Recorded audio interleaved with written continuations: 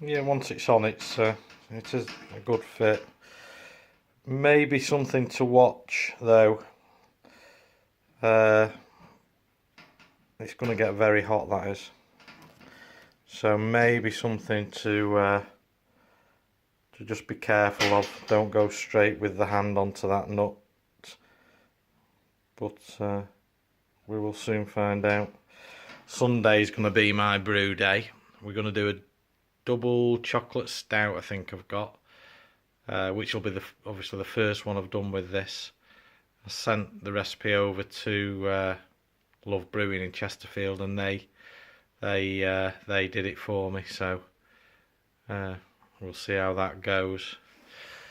Good markings on the inside. Quite easy to read. So that's another good one. Right, the mash bucket. That's your plug for when you're filling it up with your grain. Let's have a look. Right.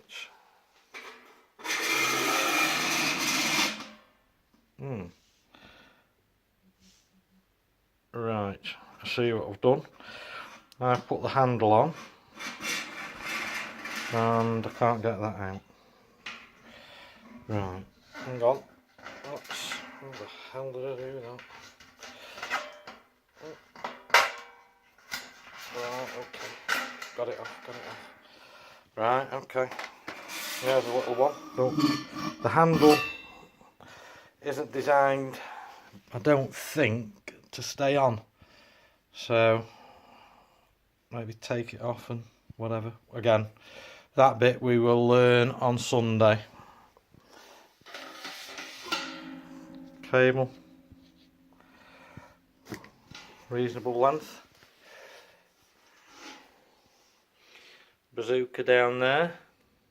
As always, whether it's in this or in anything you do, you want to make sure you keep an eye on that, keep it clean and everything.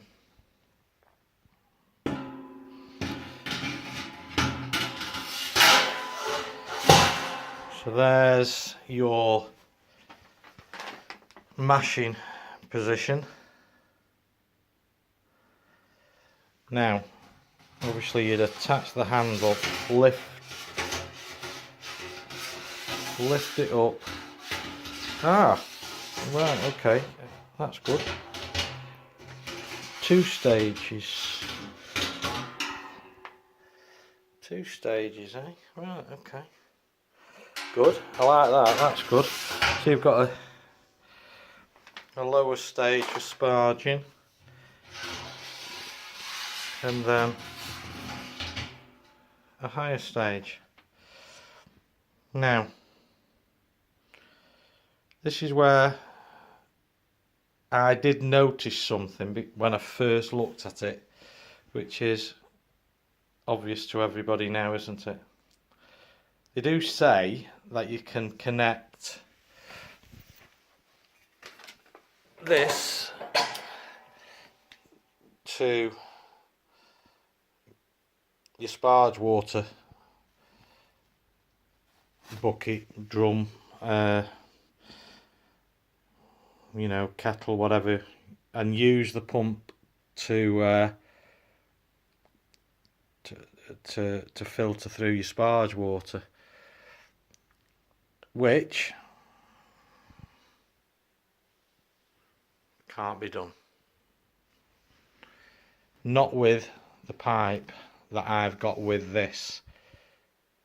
So I spoke to Dave at Bulldog Brewing, and he said they had realised that. Like I said on the first video, I've got probably one of the first ones out there, and now they are being packed with an additional piece of pipe, which he's kindly going to send that out to me. It just take that off, attach a longer length, and it will go into up to there, you know. I can see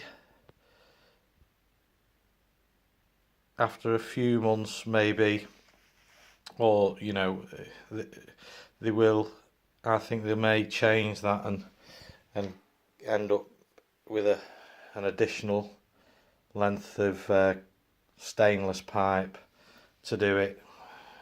Possible, I don't know. I didn't ask that question, but I think that'll probably be an addition somewhere down the line.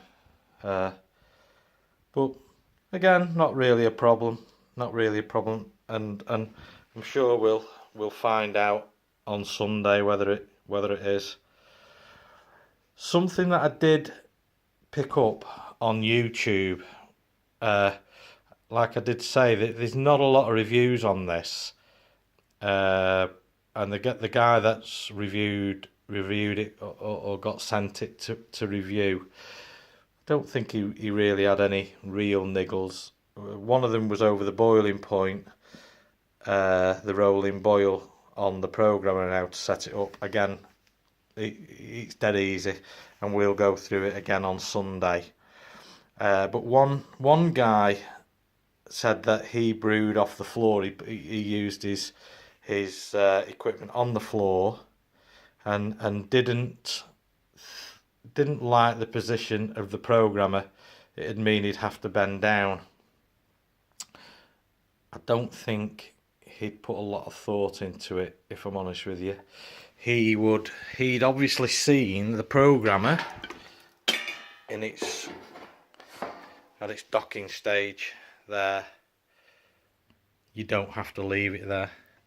You can lift it off, and you've got, you know, a good 3 foot of cable, which should, you know, you could put your programmer on the kitchen side or on a surface wherever you're doing your brewing, you know.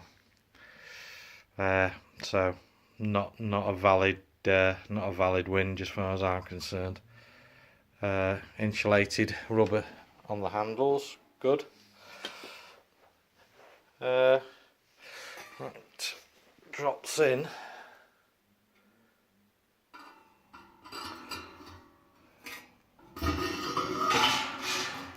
And it's a nice fit, that. It is a nice fit. It is. Where's that bloody pin thing on there? This is like an unthreaded screw, isn't it, really? Anyway. Drops in. So when you're putting your grain in, it doesn't go down there. Then once you're doing your stuff, you take that out, and that acts as your overflow, so it doesn't come over the top. I did, when I spoke to Dave at Bulldog, I just asked a little bit of advice. By the way, Dave is the technical guy at Bulldog, a fantastic guy that I've spoken to. He knows it inside and out.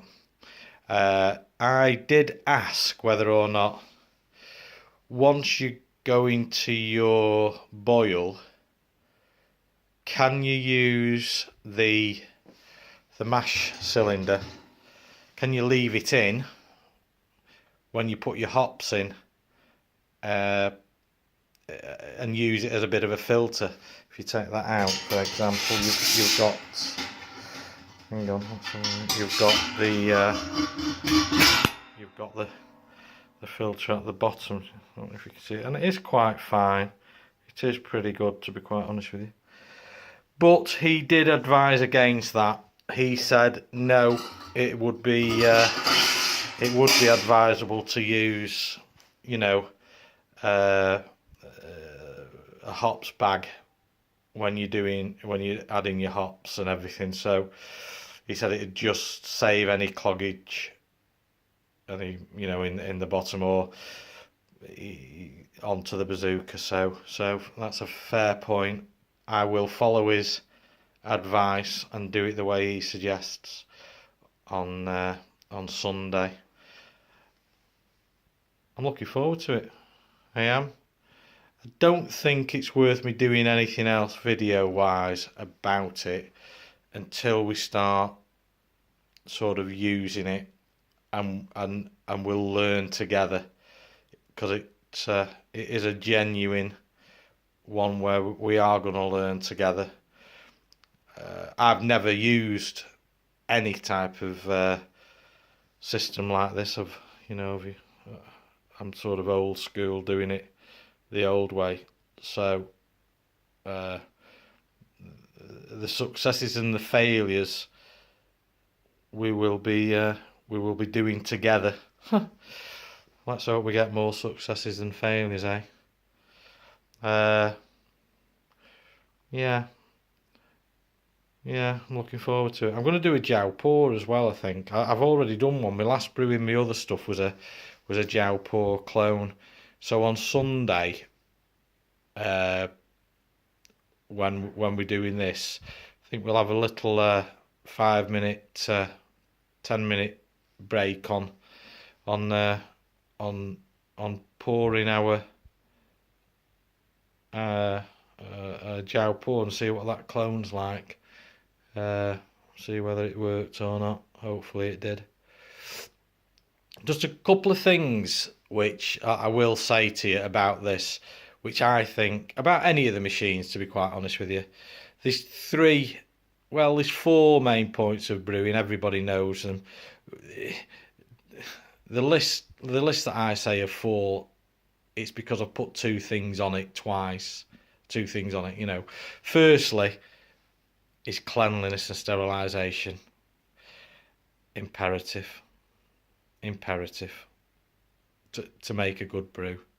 Second is your temperatures. This, I'm hoping, should be foolproof. As long as you've programmed it right, temperature shouldn't be a problem. Third thing is timing. Again, program it right. We shouldn't have any letdowns. Timing should be spot on. And the fourth thing I'm going back to is cleanliness and sterilisation. Them things, you know, you do them right, you're on the road to getting a good brew. Somebody said to me the very first time I'd attempted it, he told me that, and he said, but you might fail on your first one. I didn't think I did. I think I got it right. I think I did very well. It was a Hobgoblin clone. The colour was perfect. The clarity was fantastic. The taste was unbelievable. And I owe that down to them things: the cleanliness, sterilisation, the heat, and the timing. I always have a 25-litre drum full, mixed with Star San. I think I personally think that's the best stuff out there. Every time I put the hydrometer, every time I use it, the filter, everything, my hands in it, everything goes in it. Just everything. There's nothing wrong with over cleaning. And I'll tell you something else we're going to learn together, which is something I've never done, and I'm looking forward to it. Actually, I've got all the gear to do it. I've never bottled beer. I've always done it in the kegs, so you know, in the barrels, so to speak. So I've never done bottling beer, so I can see there may be a bit of a learning curve for us all with that. So I think we'll call it a day on this video, and I will Sunday I will start my next load of videos, and it'll be the brew day, and we'll see how we go with it. See you Sunday. Bye.